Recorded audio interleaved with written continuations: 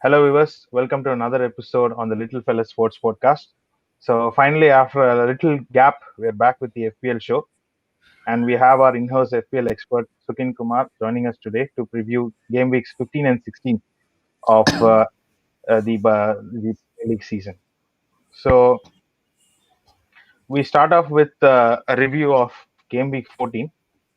So, Sukin, last game week was a bit of a roller coaster for almost all managers. Salah getting benched was a bit of a surprise, and most of them had given the armband to Salah. But Salah and Bruno Fernandes ended up getting almost same amount of points, and it was a pretty high-scoring week for all managers. So, what do you Yeah, make of game week 14? Did you have any misses? yeah. So game week 14 was one of the worst game weeks I had in a very, very long time. So I scored 75 points, but when I say it's a very bad week, then you have to check who my captain last week was. So I captained Heung-min Son last week. I don't know what is the thought process behind giving him the armband. Maybe because I think Spurs and Harry Kane having a amazing record against Leicester, or maybe underestimating. Salah's away performances or a Manchester United inconsistency, anything might be the reason. Because so Salah, when Salah was benched, I was a little happy because there was no way he was coming off the bench and then scoring double digits, right? So that was like somewhat an anomaly to get a 15 points. So I think he scored 16 or 15 points off the bench, and even Bruno Fernandes getting 17 points in that high scoring game. So at least a single goal or assist from Son, I would have been happy. But the way Spurs played that game, I after 30 minutes I thought that okay, this is going to be a blank. So yeah, I owned both Bruno and Salah, but I didn't captain them. But I had captain as Son. So yeah, it was 4 points from the captain, and it was pretty much yeah, around 75 points, and a slight green arrow, and I am in around 3 million rank. So yeah, a long way to go for the season. Let's see.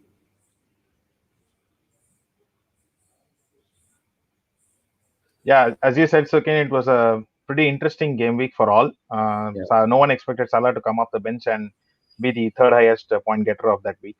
And we Yeah. also had some interesting midfield options ending up getting a lot of points. Pretty surprising that Scott McTominay himself was the Budweiser King of the Week. So that brings us to the next question. So what do we do about Manchester United assets? Because United is one team that's riding the Mm. wave. They're in a good run of. They've had a good run of games. They've actually come up trumps in very tough fixtures that were actually stated against United's favor. So how do you think we must place Manchester United assets in the team, considering Bruno Fernandes is one Yeah. Manchester United asset you cannot forego? So Yeah. if you had to maybe double up on Manchester United assets, how would you do the double up? Yeah, so in the past couple of weeks, I have been talking about a defensive option from Manchester United, either Lindelof or Maguire, depending upon the price you have. But after Martial hitting the form, and Rashi also producing assists and goals in alternate game weeks, so I want to talk more about Rashi and Martial. So if you have Harry Kane and Son in the same team together, so if you want to drop either one of them, then you can go ahead with either Rashi or Martial. But I am more inclined towards having Martial because even though the fixtures ahead till Liverpool are pretty much mediocre, like say we have Leicester, Wolves, Aston Villa, and then Liverpool, and then after it gets a little bit easy, like Fulham, Sheffield, Arsenal, Southampton, Everton. I think though after Liverpool, the fixtures are easier than the what we have before. Also, the pressure for like the since the tables are very close, the pressure to perform everything will be pretty much tight till Liverpool. So when Anthony Marshall is in a form, you don't care about the fixtures. He will score. He will score in all teams, away, home. It doesn't matter anything for him. So I think rather choose Anthony Marshall over Rashford for that, for your pick. Maybe you can drop if you want to drop DCL and you have extra 1 million in the bank, then you can go with Martial also. Having fixtures easy, and having we have scored I think the second most number of goals So the more goals might come either from Bruno Fernandes or either Rashi and Martial. So I think Martial can be a good pick for you. Last 2 weeks he returned 11 and 12 points, and even last game he was robbed of 2 assists and an open goal. So he might have got more. So the numbers won't tell you. He might be the the third highest scoring in Manchester United itself in the last week, but he might have very well be on top of the all teams last week. So I think Marshall will be a good pick for you. Maybe he can be a good pick for maybe for the running 5 to 8 games till maybe end of Jan. So yeah, you can go ahead with Marshall. Many might have not have him because many are riding on the DCL Bamford Watkins, those guys. So you can pick Marshall now if you have the funds to it. Yeah, one off the topic question from one of our viewers, Sriram. So he thinks United are genuine title contenders. So as a United fan, I gotta ask this to you. What are your thoughts about the recent run of games that you've had? Yeah, the recent run of games have been pretty well because, and I think if we perform at this level of consistency till Liverpool game, and if we put up a performance to get, I know it's very difficult to get a win against Liverpool at Anfield, but Liverpool are without their main centre back and Trent Alexander-Arnold have been in pretty poor defensive form. So I think if we set our team up nicely and then hit them, then I think we may get a draw, or maybe there's a very little chance of getting a win against them. I won't rule it out, but it's very tough. But if we play the right way, I think we can get it. So the lead up to Liverpool and the Liverpool fixture are crucial. So if that is a success, and if we can maintain our consistency till that, then I think everyone can agree that United are title contenders. The way with which he started the season without a board backing Ole, and we are starting to a humbling 6-1 defeat under our ex-manager. It was pretty tough, and then knocked out of CL.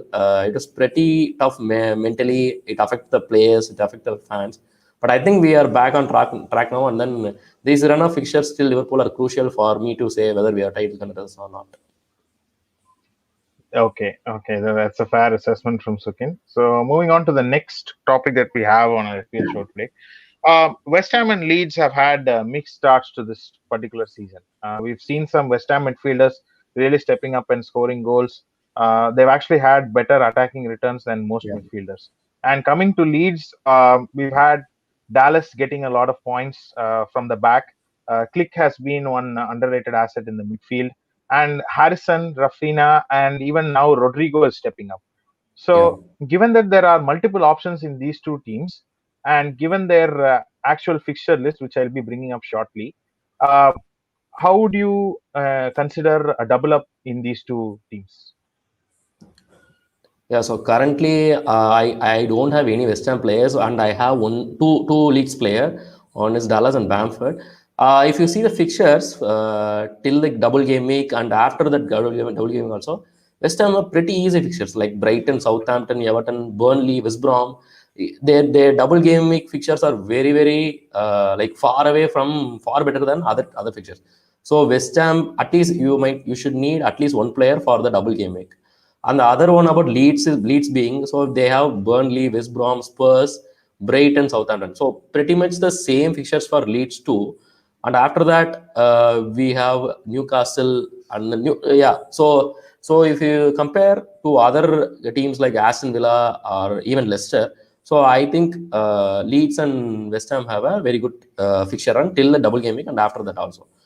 Now talking about the midfielders getting them points. So in West Ham, Susek has been, so he's a defensive midfielder. Okay, so he has been massively outperforming his expected points, expected goals also, because he has been scoring from set pieces.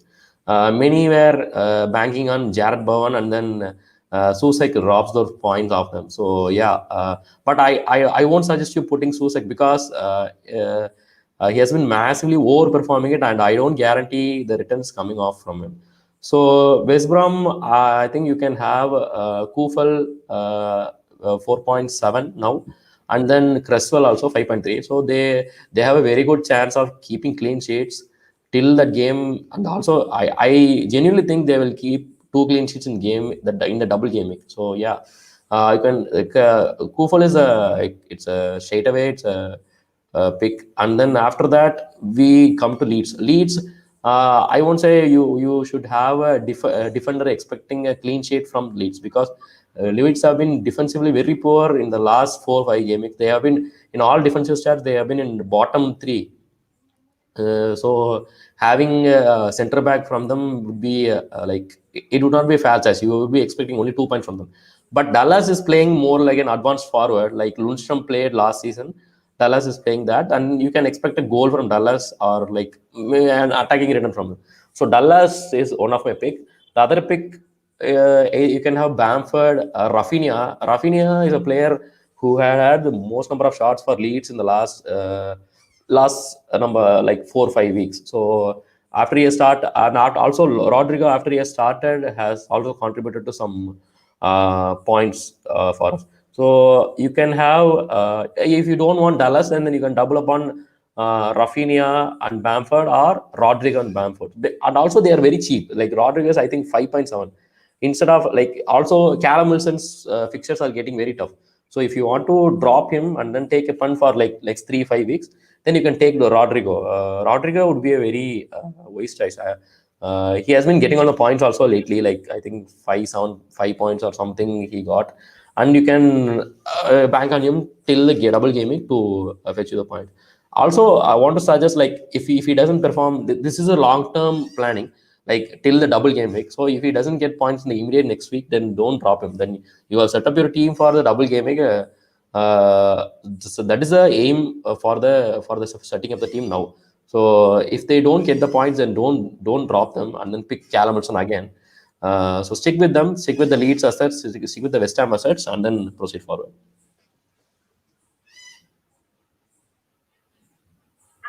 Yeah, uh, that's a fair assessment, Sukin. Like you said, I think it's patience is the key with some important double game weeks coming up, and definitely if we are looking at two teams where we can try and double up, then we have some budget options in West Ham and Leeds. So moving over to the other problem that almost all FPL managers seem to be having now. I'm actually seeing a lot of my peers doing a triple up in Aston Villa. They've gone in with Martinez, Grealish, Watkins. And the third player that they pick from Aston Villa is either Target at the back, or now that Ross Barkley is back, Ross Barkley is also drafted in as a midfielder.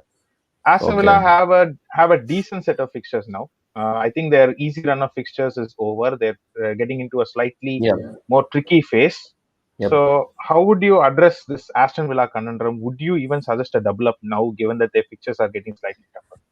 Yeah, so I think this double up might be might have been the cause because of the last they have had a very easy run of fixtures in the last 5 7 weeks.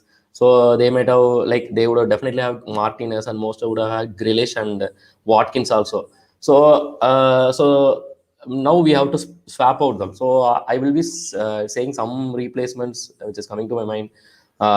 So instead of Grealish, you can have Zaha also. So Zaha is a very, like, I won't say very tough or very easy. He has a mediocre sort of fixtures and might falls in the same price amount as him. And then you can go for Rafinha for the double game week, or Bowen also, Bowen or Syed Benrahma. Benrahma, I think he will get used to starting soon. Moyes should. I think if you trust him, then I think Benrahma should start. He's a very cheap option, like at 6 only. That is a very costly. I won't say costly punt, but it's a punt. You can stick with safe fixtures, like safe players like Leeds players. But other than that, if you want to go with West Ham players for your double gaming, then go with Benrahma. So if you have a lot of replacements for him, but Watkins, I don't even want to. I don't even have to say. Wood from Burnley, Haller from West Ham, and after that, Rodrigo. So we have so many options. And Watkins have been very massively underperforming in the last 5 weeks. I've had him for the last 5 weeks, and I don't think he has got anything more than like 3 or 4 points. His goals have been ruled out by VAR lots of times, and then he missed a penalty. I'm very much frustrated with Watkins. So I won't be having him maybe anytime soon. Maybe after the double game weekend, it's also I won't have Watkins in my team anytime soon. So yeah, that's all about. But Emiliano Martinez. So goalkeepers are bound to have tough fixtures, and then you can't really say whether they were clean sheets or not unless they are Liverpool or maybe at this point of time Manchester United they're facing. Other fixtures, anything can happen at any time. So yeah, stick with Martinez. I mean, don't take him out only for the two fixtures where he will be getting 2 points. So maybe after that he has a good run of fixtures. So keep Martinez. Maybe you can throw away. Watkins is a definite throwaway. Grealish, if you have, then you can go with a stopgap solution for midfielders for the double game week. Yeah. So coming over to the next issue that almost all managers are going to be facing in the coming weeks, Ben Chilwell and Reece James are under an injury scanner. Both have sustained injuries in the same game week, and I think there is at least one Chelsea defender that almost every manager is carrying this season. So in that sense, Chilwell and Reece James are actually players who can give attacking returns from the back, and for relatively low prices, I think their prices are 6 Yeah. million and 5.3, 5.4 respectively. So how should managers approach this situation? Because there is some lack of clarity when it comes to the availability of Chilwell and Reece James for the subsequent game weeks. So would you straight away squash them out of the team, or would you put them on the bench hoping to see them back soon? Yeah, so here we have to understand two things. One is Chelsea is dealing with injuries, and the other thing is the price shoot up of these both Chilwell and Reece James. So Chilwell and Reece James, both of them, the price have been massively increased from their initial price. So there is also a possibility of their price drop having taking a hit. So till 0.3 million, players price can drop in a week. So I think Chilwell's price already dropped, and Reece James, I think eventually it will drop because Reece James injury is a bigger injury than Chilwell, as far as I know. And Frank Lampard, with his history of managing injuries, I don't think he will play them straight away after they are deemed fit. Also, so I think they'll be slowly integrated in the team. Not long. Like I won't say like 3 to 4 games he will make bench appearances and then will come to play. But I think they are fit after 3 weeks only, and then with the corona also like into the play, after 3 weeks also it is not a guarantee. So you can expect the same number of points from Chilwell and Reece after 5 6 weeks. So 5 6 weeks, if you're keeping your 6 million defender on a bench, then it's not a waste. Then it's not a waste choice to have them. So definitely a drop for both. No question about that. If you're dropping either one of them, so Chilwell, if you drop him, you can move to Diaz, or if you have the funds, Robertson, because Robertson has started again to give attacking returns also. The other one for Reece James, James Justin, or Charlie Taylor, or John Stones also. So with John Stones is definitely a start. I think after Yaki's mistake in one of a league match, I think Pep has now fixed on Stones and Diaz to start with, and then Cancelo also like after Walker's COVID latest news. I think Cancelo is also a starter, so you can double up on the Manchester City assets because you are guaranteed a CS the CA, their run from right now to February start is very like if you see it is all green, and with them having a six clean sheets in the league already, I expect at least 6 clean sheets, so you don't miss out on the CS train from Manchester City assets. If you have Cancelo or even Diaz already, then pick the other one so that you can double up on the Manchester City defense. So yeah. Yeah, that definitely seems fair enough, Sukin. Uh, Moving on to the most important question, the differentials. So now, if you look at the situation of where the season is, uh, just like the Premier League table, we playing in FPL leagues will also know as to where we're going to finish in the league. At least range Yeah. wise, we have a clear idea of where we're going to finish. So this is where the differentials and the way in which we can actually create pick up some really cool assets for budget prices. This is where all the thinking has to come in. So going into this phase, we're going to have some double game weeks. Would you recommend some differential picks? Yeah, definitely. So one of the differential pick I would suggest will be Rodrigo, because due to the due to their fixtures still the double game week being relatively easy, and many of them eyes will be on only Bamford and defensive asset like Eiling or Dallas. So they won't be having much clue about how Rodrigo has been crucial for them, and also Rafinha. So Rafinha, when I say he has some more shots in the box, more than Bamford also, it would be a wonder for you. So he hasn't been getting as much points as Bamford, but he's due points. And then if you stick with him for next, like, it's not a differential for 1 week, maybe for 3-4 weeks, if you stick with him, and I think you will get points. Don't expect a clean sheet from a Leeds defender, but expect player like Dallas to step up and then get you the attacking returns rather than getting it. And the other one would be Burnley's Wood. So lots of 6 million attackers we have seen in this season. We have Che Adams, Watkins, Wilson, Bamford. So this 6 million attacker has been getting somewhat decent points in the last 2 weeks, and then his fixtures are pretty much good also. So if somebody scores in Burnley, then it should be Wood only. So I don't think anyone else can anyone else getting on the score sheet before Wood. So you can go with Chris Wood for your for till the double gaming. I think he has managed lots of shots, and then has an expected goals of around 2 or 3 around the last 4 weeks. So yeah, Wood might be a good differential pick for you. Okay, so that's about the differentials then. Moving on, uh, any FPL show has cannot end without discussing potential captain options. So, given that Salah has an easy game this game week, and someone like Bruno Fernandes, whose automatic armband choice is facing Leicester, uh, who would you pick as your captain for this week? Are you going for a differential captain as well? No, no, no. So after last week's disappointment, I am not go. I'm not going for any differential options. So Salah at home, well rested Salah again at home against a newly promoted team. Then it's an obvious choice to go with him as captain. So Salah will be the only captain pick for me. Otherwise, if you really want to have a chance of getting hit by Salah's captaincy flood, then go with Kevin De Bruyne.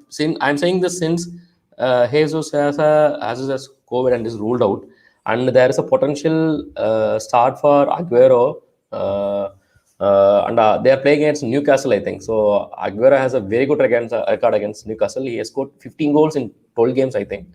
So if Aguero starts, then it will be a real great feast for both Aguero owners and Kevin De Bruyne owners. But there might be a chance of Pep playing Ferran Torres up front as false nine, or Ferran Torres as left wing and Sterling as false nine. So that might also be the case. So I think it will, like, if Salah is playing some tough opposition like Leicester away or United away, then I would have said like go with Kevin De Bruyne this week. But Salah against a newly promoted team at home, then I think it's a fair like straight away choice to have him as captain. If you don't own Salah, then captain Kevin De Bruyne. Yeah, that will be my answer for this. So, the FPL expert recommends Kevin De Bruyne or Mohamed Salah as potential captain options. So let's take some questions that we've gotten from our viewers. The first one comes from Narayan, and given that we covered West Ham and Leeds in our build-up, he wants to know if Sebastian Haller is an option he can consider up front. Yeah, I think Sebastian Allardyce is playing striker for West Ham for a while since Antonio is ruled out, and I don't see Antonio coming back before double game week also, because he was injured twice. He was injured in Samsung initially and then came out again also. So I don't think him rushed back again. So Sebastian Haller will be starting, and then if West Ham are playing very good under Moyes also. So yeah, you can expect points from him if you like. You now for Callum Wilson owners, I think it's a very bumpy road ahead. Like Liverpool, Leicester, some tough fixtures are coming up in the next three. So if you don't want Callum Wilson, then you can go with Sebastian Haller. But I think again you have to remember this is not a one game choice. You should stick till double gaming. Or if he doesn't pass your right test, then you can drop him again. So yeah, Sebastian Haller is a nice choice. Will have him in my team. There you go, Narayanan. The analyst does recommend Sebastian Haller as a very good pick. Also, to an extent, he prefers Sebastian Haller to be a differential pick as well. So, moving on to another question. This is coming from Anirudh Srinivas Ishwaran, and he says, is it still worth sticking with KDB, or is it time to move on? Because I get the reasoning behind this question from Anirudh, because I'm also having KDB in my team. At 11.7, is he giving me good returns compared to my other midfielders? Definitely not. So, what is your opinion on KDB? Yeah, so last season, so I would just say some short story about last season. So Kevin De Bruyne, even last season also, he hasn't been like initially he hasn't been getting so much goals or assists or any point. And after that, Aguero started some games, and then Sterling came into form, and they have been banging goals right, left, and center. So then Kevin De Bruyne was a must-have. So even then, yeah, Kevin De Bruyne had a good double-digit returns, and after that only I had him in my team. Now due to the lack of like it is going with the go with the crowd. We have been having Kevin De Bruyne right from the start, even though he has been getting like 5 points or 6 points or one assist or one goal or something. The reasoning behind this is because if you watch the game, you will know how much chances Jesus and Sterling miss. So if those chances are went in, maybe next week it will go in. Yeah, even Kevin De Bruyne has this loss of crossbars and posts. So if that went in, what would have happened? So this belief had led them like for first 5 6 weeks. Now one more belief that Sergio Aguero might be back this week, and that might be the turning point for Kevin De Bruyne owners. So this might be the last last opportunity. So even if in the next 2 weeks or 3 weeks, if he doesn't get any points, then I think it's a wise choice to move away from him and then get midfielders who can get you like maybe get a 7 million or 8 million defender, and then have Kane and Marshall up top. So or Kane and Vardy up top. So that might be a wise choice rather than depending on not so informed. Like I won't say he's not informed. It's because of maybe a certain bit of unluckiness and maybe because of some guys up front on him. That may be the reason Kevin De Bruyne hasn't been satisfying his owners. So yeah, stick with him for like maybe next 2 weeks, and then if he doesn't pass your right test or doesn't perform like how you expect him to be performing, then you can set your team up for double game week and the fixtures after it. Okay, so we have another question from Anirudh, and he's asking for any potential replacements for Harry Kane. Harry Kane, of course, he is the costliest option up top. If Mohamed Salah is your costliest midfielder, Harry Kane is your costliest striker, and you will have to compromise on the midfield and defense if you're having Kane and Salah in your team. So, Yeah. would you recommend any potential replacements for Harry Kane?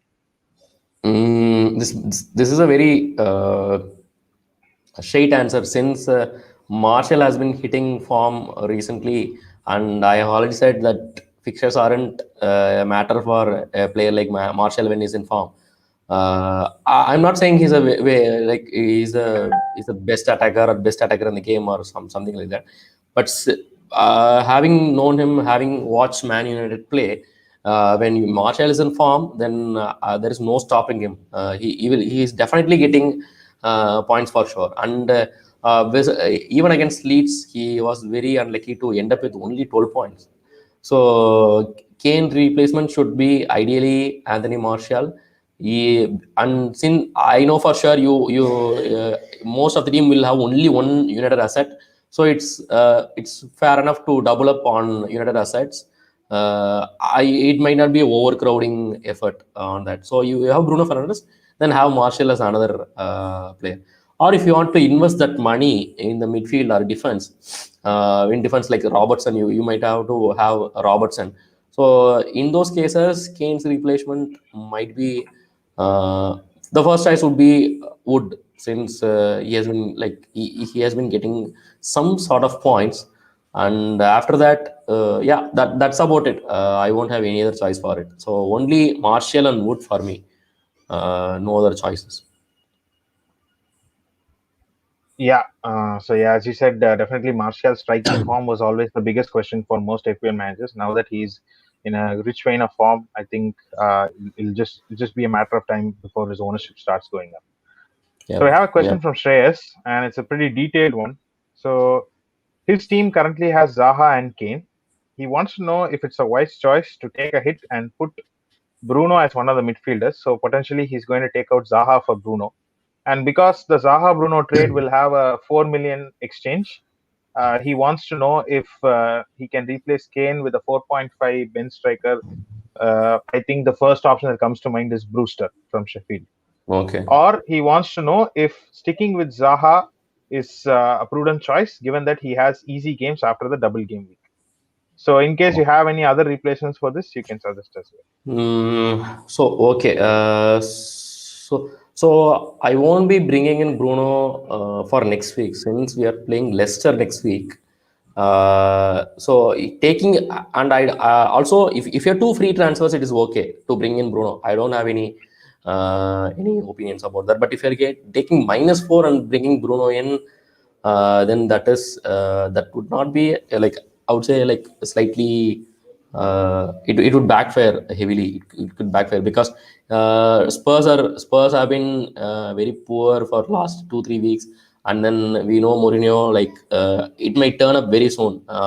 Rather than Arsenal having to wait for a long time to turn up, Spurs might turn up immediately after having a poor run of results. So Kane might fire, and also Zaha has a easy fixture also. So if you're sacrificing both of their points to get Bruno, and also a -4 sacrifice, that I don't think that's a waste choice. Also, if Bruno isn't playing some, it's not a bad team like Leeds or a Fulham or like Everton or someone. So that Leicester is pretty tough fixture for us also. So that is not a waste choice. So stick with him for this week, and then have two free transfers next week, and then bring in both Bruno and a 4.5 million striker. 4.5 million striker, yeah, I think Brewster is the only choice for you, because no other striker is in that price range. Even Rodrigo's, I think it's 5.7, and Wood is 6. So there are no cheap options up front. So Brewster might be your choice, and if you are lucky enough, he will get your 2 points, mandatory 2 points for you if any one of the guys injured.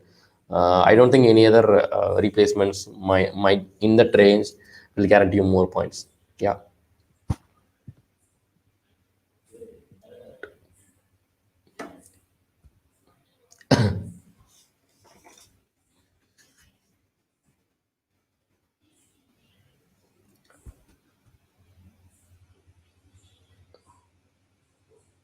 I think he's saying, what about the wildcard and the free hit chips? When do you think managers should use them if they have one or two wildcard chips?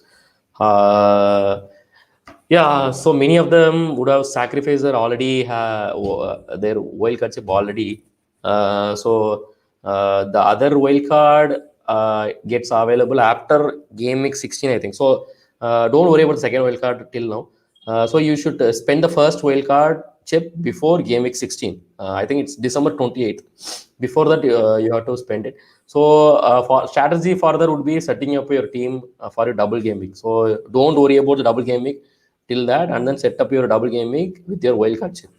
For the other chips, so free hit on, I think the blank double game is that is a straightforward, that is the most prevalent option there, since since you have very decent fixtures in that game, in that game week, and so many of the players playing in that week are not uh, like not playing on the next double game in the double also. So what I'm saying is they are 100% correlated, which means players who have double game week on 19th don't have fixture on the blank gaming. So you can put those players who have the blank gaming fixtures on the free hit, and then stick with the wildcard team for the 19th game week.